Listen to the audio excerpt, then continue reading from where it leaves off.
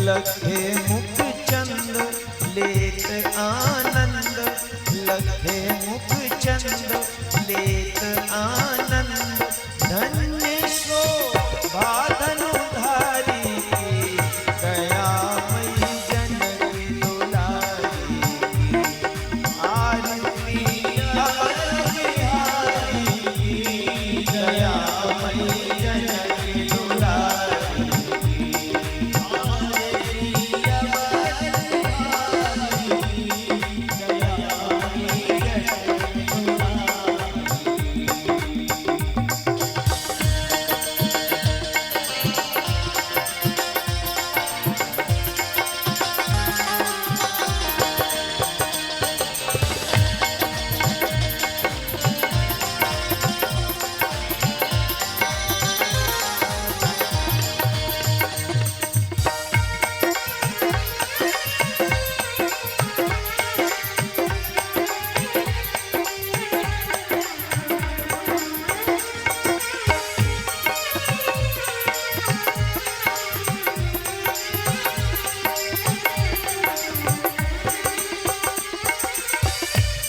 आरती जो कोई जन गावे गावे, आरती जो कोई जन गावे। प्रभु पद प्रेम अवसि पावे,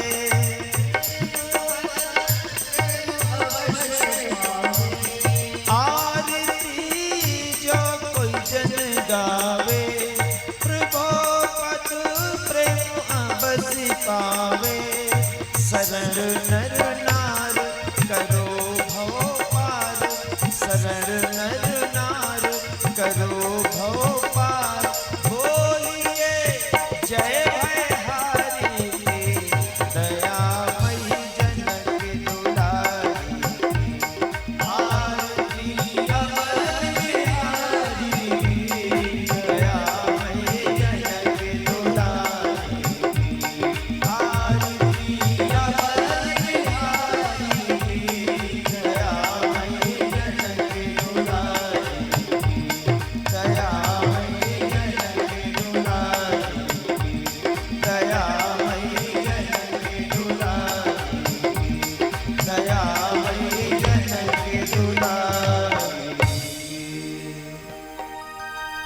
बोलिए सीताराम जी महाराज की जय। बैठ जाइए अपने अपने स्थान पर। रामं विश्वमयं वंदे, रामं वंदे रघुत्तमं, रामं विप्रवरं वंदे, रामं श्यामाग्रजं भजे।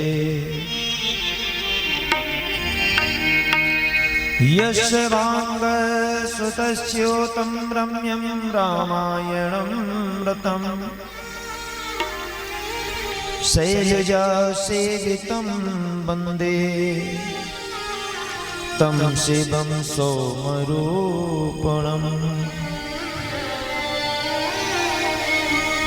सच्चिदानन्द संदोहं भक्ति विभूति विभूषणं, पूर्णानन्दमहं वन्दे सद्गुरु शंकर स्वयं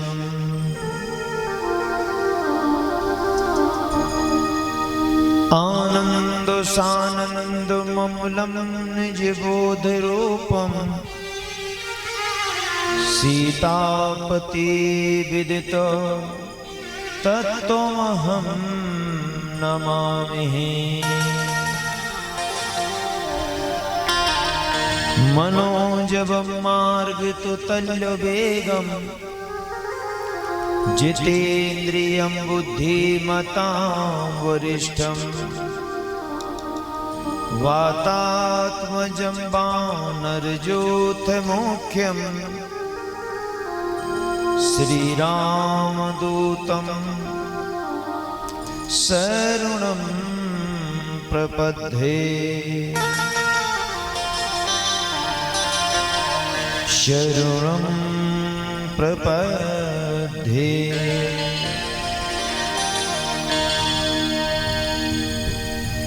भगवान के अनुग्रह विग्रह संतजन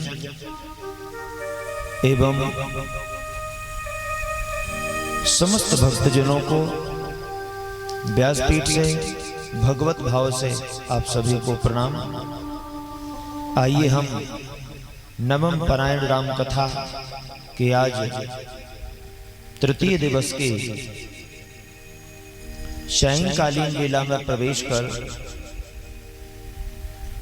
प्रभु की पावनमयी कथा श्रवण करने के लिए पधारे हैं। राम कथा ऋषि बंधुओं, भगवान की कथा उसी को प्राप्त होती है जिसे वो प्रदान करना चाहे। आप सब बड़भागी हैं जो कि प्रभु ने अपने सानिध्य में आपको बैठाकर अपनी कथा श्रवण करा रहे हैं। ये प्रभु की अहेतु की कृपा है कि कुआं ही प्यासे के पास जा रहा है। यदि डॉक्टर मरीज के यहां पहुंच जाए तो मैं तो यही मानता हूं कि डॉक्टर का बड़ा अनुग्रह है। देखिए, आज हमें भगवान कितनी व्यवस्थाओं में बैठा करके अपनी कथा श्रवण करा रहे हैं, क्योंकि सच है बच्चों की चिंता तो माँ बाप को ही होती है। सतयुग में, त्रेता में, द्वापर में योगी अपने योग के बल से, ज्ञानी अपने ज्ञान के बल से, तपधारी अपने तप के बल से परमात्मा तक पहुंचने का प्रयास करते। पर हम और आप जैसे लोग कि ना तो योग जानते हैं और ना ही ज्ञान जानते हैं, ना तप जानते हैं, सिर्फ इतना जानते हैं कि प्रभु आप हमारे हो। इसके अलावा हम कुछ भी नहीं जानते। प्रभु आप हमारे हैं। अब हम आप तक कैसे पहुंचे हम ये भी नहीं जानते। हम तो इतना जानते हैं कि आप हमारे हो, तो उद्धार करना है कि नहीं करना है ये आप जानो, आपका काम जाने। हम तो आपके पंडाल में बैठ गए। जैसे मोटरसाइकिल जो चलाता है सारी जिम्मेदारी उसी की होती है। पेट्रोल खत्म ना हो जाए, गाड़ी कहीं पंचर ना हो जाए, कहीं पुलिस चेकिंग में गाड़ी को पकड़ना ले, ट्रैफिक से निकालना, ये सारी जिम्मेदारी मोटरसाइकिल चलाने वाले की होती है।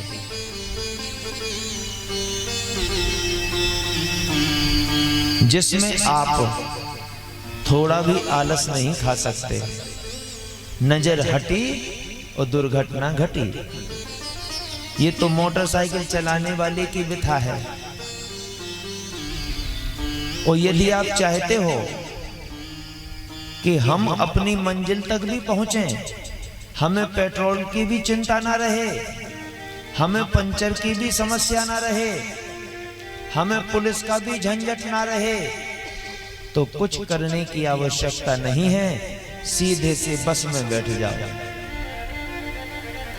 बस में बैठ जाओ, आराम से टिक जाओ। मोटरसाइकिल में तो टिकने की भी व्यवस्था नहीं। बस में बैठ जाओ, मोटरसाइकिल का किराया 200 लगेगा, तो बस आपको 50 रुपए में वहां भेज देगी।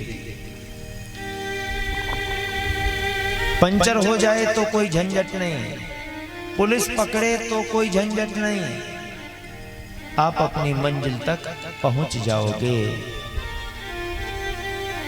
उसी प्रकार यदि आपने मोटरसाइकिल चलाई तो सारी जिम्मेदारी आपकी, और यदि आप बस में बैठे तो सारी जिम्मेदारी ड्राइवर की, आपकी नहीं है।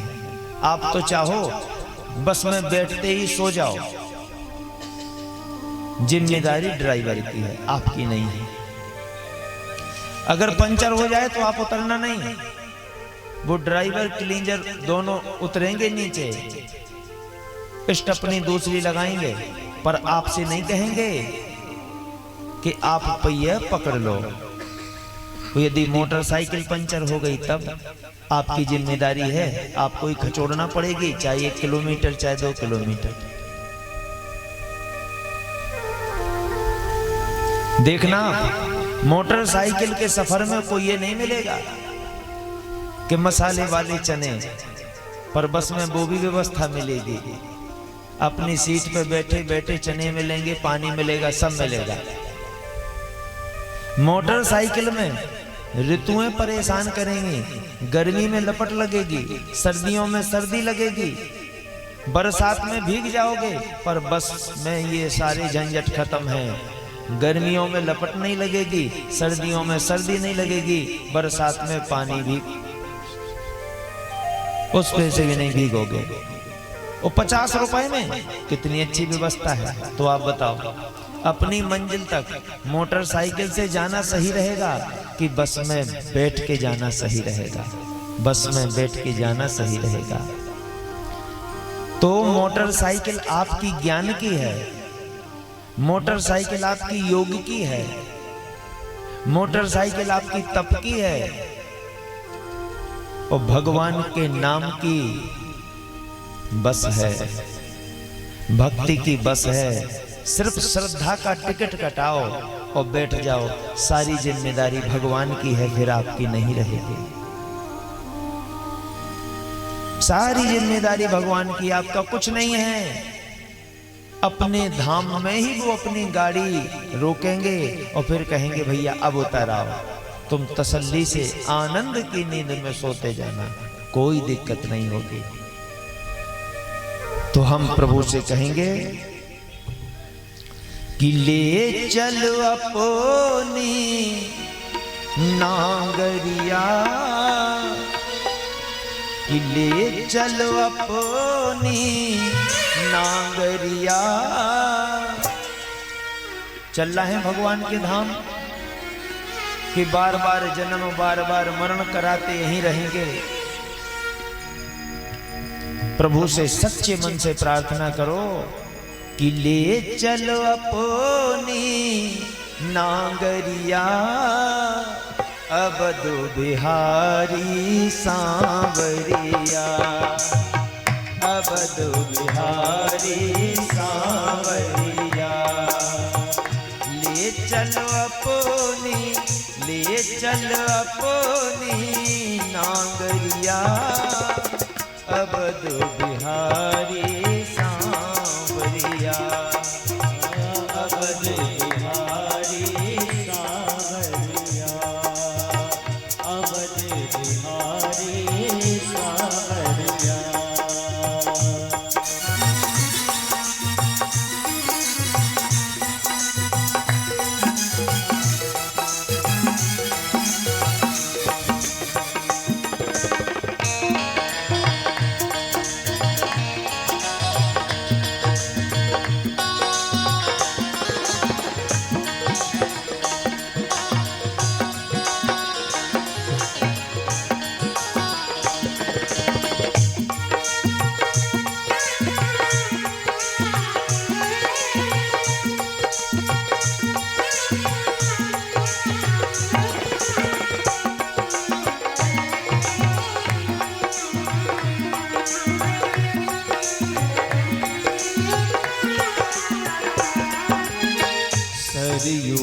तीरो अयोध्या नगरी, अयोध्या नगरी, अयोध्या नगरी।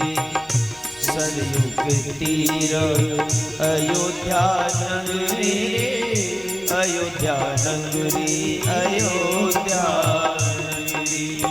संत भरे जहाँ, संत भरे जहाँ गागरिया, अवध बिहारी सांवरिया, अवध बिहारी सांवरिया।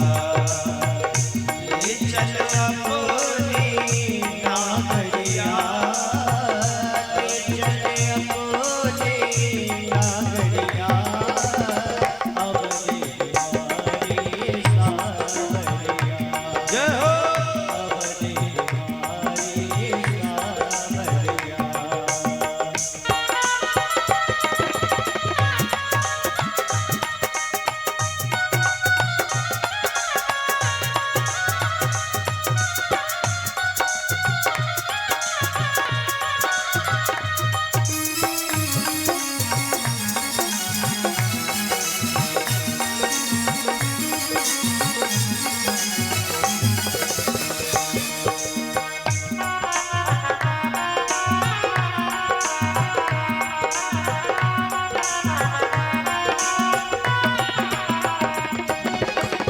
कनक भवन सिया रघुबर राजे, कनक भवन सिया रघुबर राजे, कनक भवन सिया रघुबर राजे, कनक भवन सिया रघुबर राजे।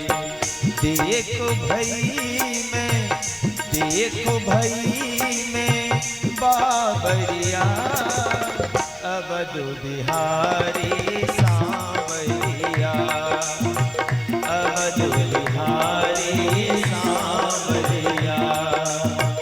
ले चल अपनी, ले चल अपनी नागरिया, अवध बिहारी सांवरिया, अवध बिहारी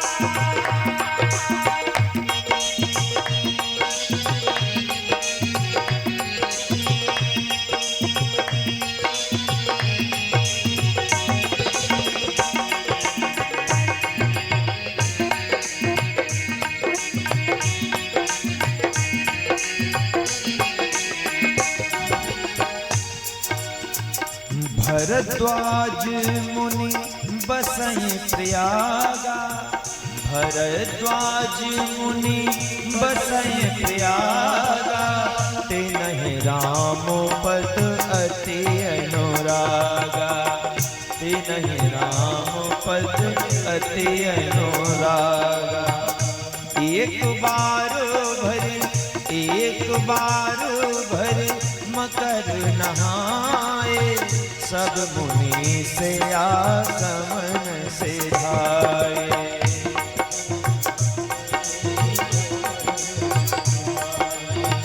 जाग बलक मुनि, जाग बलक मुनि परम विवेकी, भरद्वाज राखे पद टेकी, भरद्वाज राखे पद टेकी।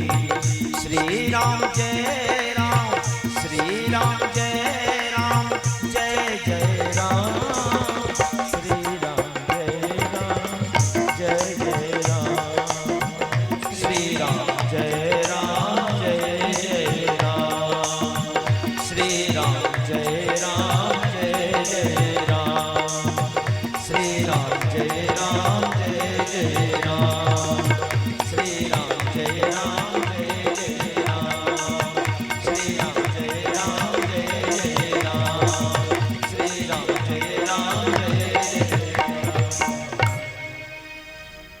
गुरु सीताराम जी महाराज की जय। तुलसीदास जी महाराज कहते हैं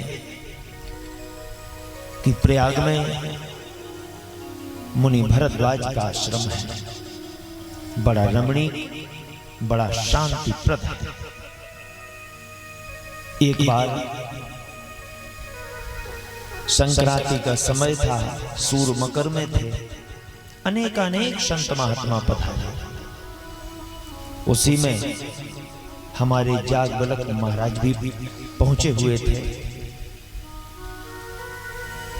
सब मुनि अपने अपने स्थान को चले गए तो भारद्वाज मुनि ने चरण पकड़ लिए जागबलक जी के। कहा, महाराज मेरा संशय दूर कीजिए। अरे भारद्वाज, कौन सा संशय आ गया? कहने लगे, मेरी एक बात समझ नहीं आती। एक तो महाराज दशरथ के पुत्र हैं राम,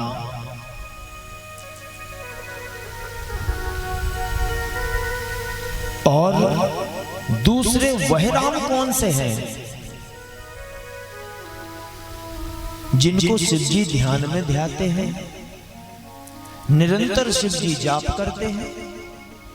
वो राम कौन से हैं और ये राम कौन से हैं जो अपनी पत्नी के विरह में अश्रुपात करते फिर रहे हैं? वह राम कौन से हैं? वो अखंड ब्रह्मांड नायक जिन्हें शिव जी अपने ध्यान में ध्याते हैं, वह राम कौन से हैं? मेरा ये संशय दूर कीजिए। जागबलक जी महाराज ने कहा, बहुत अच्छी बात भरद्वाज मुनि, यदि मन में कभी संशय आए तो संकोच मत करो, उस संशय को दूर करने का प्रयास करो। मैंने क्या कहा था? राम कथा सुंदर कर तारी। राम कथा ही है जो हमारे जीवन में आने वाले संशयों को दूर करती है। जागबलक जी महाराज ने कहा, मैं आपको राम कथा सुनाऊंगा जिससे तुम्हारा संशय दूर हो जाएगा। कहने लगे कि एक बार ते तायुग माही शंभु गए कुंभज ऋषि पाई। शंभु गए कुंभज ऋषि पाई। संग सती जग जननी भवानी। पूजे ऋषि अखिलेश्वर जाने। पूजे ऋषि अखिलेश्वर ज्ञानी। श्री राम जय राम जय जय राम। श्री राम जय राम जय जय राम। श्री राम जय राम जय जय राम। एक बार कुंभज ऋषि के आश्रम भोलेनाथ माता सती के साथ पहुंचे और कुंभज ऋषि के सानिध्य में बैठकर भोलेनाथ ने श्री राम कथा का रसपान किया और भक्ति का दान कुंभज ऋषि को दिया। काफी समय तक वहां रहे। जब लौटकर आए तो दंडक वन के समीप भोलेनाथ ने देखा कि प्रभु राम भ्राता लक्ष्मण के साथ माता जानकी की खोज में दंडक वन में भ्रमण कर रहे थे। शंकर जी अपने मन ही मन विचार करते हैं कि ये आंखें तो प्रभु के दर्शन को लालायत हैं, पर प्रभु ने गुप्त अवतार लिया है, क्योंकि वो किसी को जनाना नहीं चाहते। इसलिए मन ही मन हृदय विचारत जात हर, के विदे दर्शन होए। मन में बार बार विचार कर रहे हैं कि प्रभु का दर्शन, प्रभु का दर्शन, प्रभु का दर्शन। पर मन ही मन हाथ जोड़कर भूत बाबा भोलेनाथ ने मर्यादा पुरुषोत्तम श्री राम जी को प्रणाम किया। तो जैसे ही प्रणाम किया तो सती जी के मन में संदेह हो गया कि मेरे पति अखिल ब्रह्मांड नायक, कालों के काल महाकाल, जिनका नाम दुनिया जपती है, और आज मेरे पति दो राजकुमारों को प्रणाम कर रहे हैं, जो कि अपनी पत्नी के खो जाने पे रोते फिर रहे हैं। इनको प्रणाम? फिर वो राम कौन से हैं जिनका नाम हमारे पति ध्यान में है? राम राम राम सीता राम राम, वो राम कौन से हैं? सती के मन में संदेह हो गया। सती मन ही मन सोचती है, करूं तो क्या करूं,